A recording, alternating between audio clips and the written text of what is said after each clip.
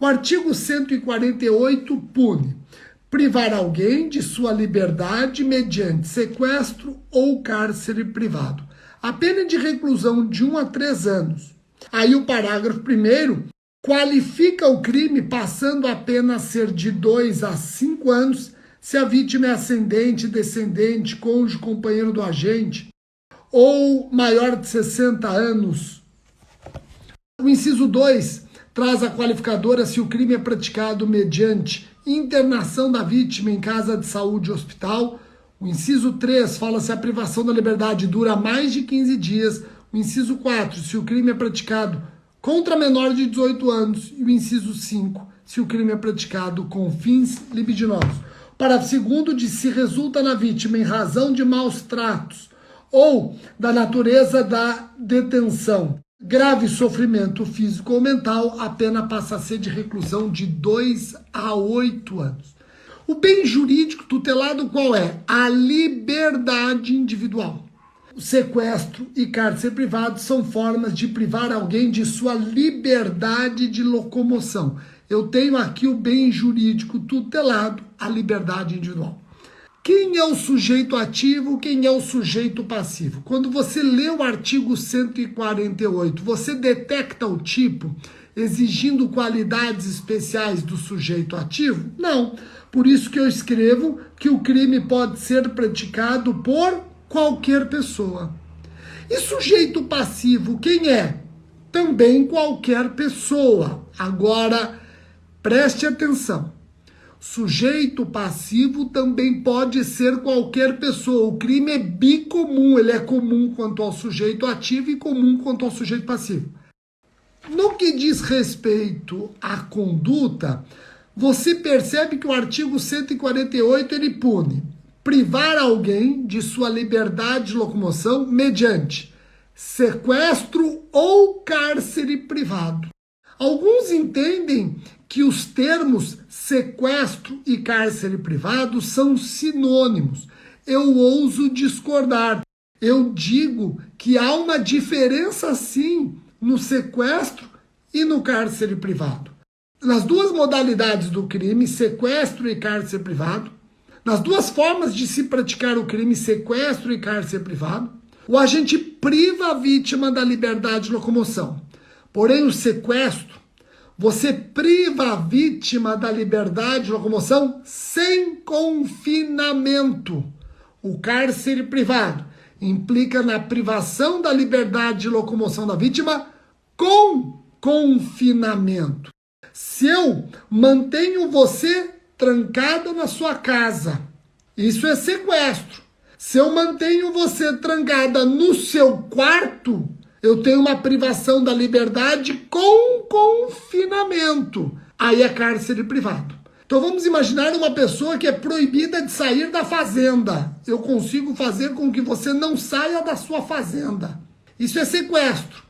Agora, se eu faço você ficar privado da liberdade, não na fazenda, mas no quarto, na casa, a sede da fazenda, isso é cárcere privado.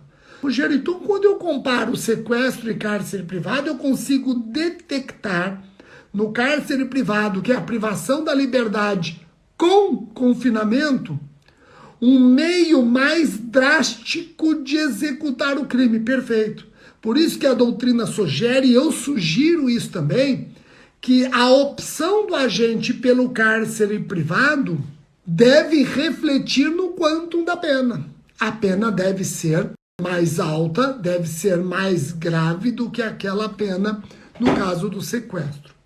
A consequência jurídica deve ser mais severa. Gente, o crime é de execução livre. Olha só, quando você pensa nesse crime do 148, sequestro e cárcere privado, você pensa na vítima sendo transportada, a vítima sendo transportada para outra localidade. Não necessariamente. Eu posso praticar o crime sem que a vítima seja transportada para outro local. Olha que interessante aqui, ó. Tratando-se de crime de execução livre, a privação da liberdade pode ser antecedida de violência, grave ameaça ou fraude, pode ser praticada por ação ou por omissão. Pode ser praticado por ação, afastar a vítima do local em que vive para outro, ou omissão. Simplesmente você deixa de agir. Olha só um exemplo. Médico que não concede alta para paciente já curado. Eu tenho aqui um crime sem que o agente precisa transportar, sem que o agente precisa afastar a vítima de um lugar para o outro. O crime, ele é punido a título de dolo, não se exige fim especial. Aliás, a depender do fim especial, outro pode ser o crime. Se o agente priva a vítima da sua liberdade de locomoção, buscando vantagem econômica, aí o crime é do artigo 159, é extorsão mediante sequestro. Então o crime do 148 é punido sem finalidade especial, a depender da finalidade especial, outro pode ser o crime. Rogério, quando é que se consuma o delito do artigo 148? Olha que interessante. Eu digo, considera-se consumado o delito com a privação da liberdade do paciente.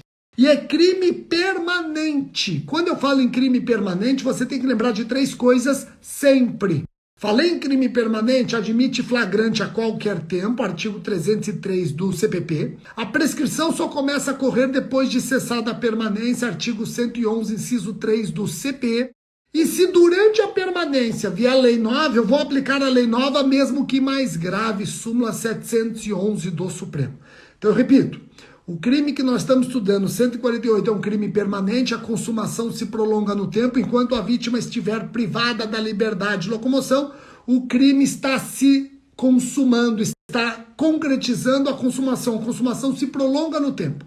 A consumação que começa com a privação da liberdade só termina com o fim da privação da liberdade. É uma consumação que se prolonga no tempo. Sabendo que a consumação se prolonga no tempo, enquanto ele não é libertado, o crime está consumado, está em fase de consumação, está em plena fase de consumação, admite flagrante a qualquer tempo.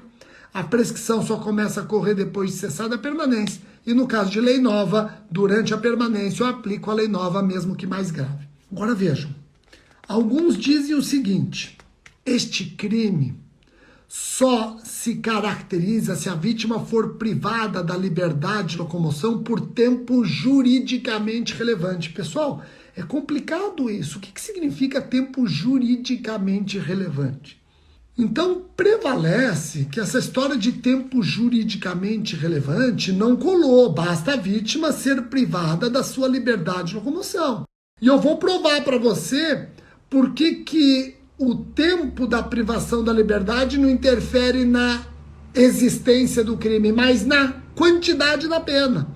Quando você vai no artigo 148, parágrafo 1º, o artigo 148, parágrafo 1º, inciso 3, qualifica o crime quando a privação da liberdade dura mais de 15 dias.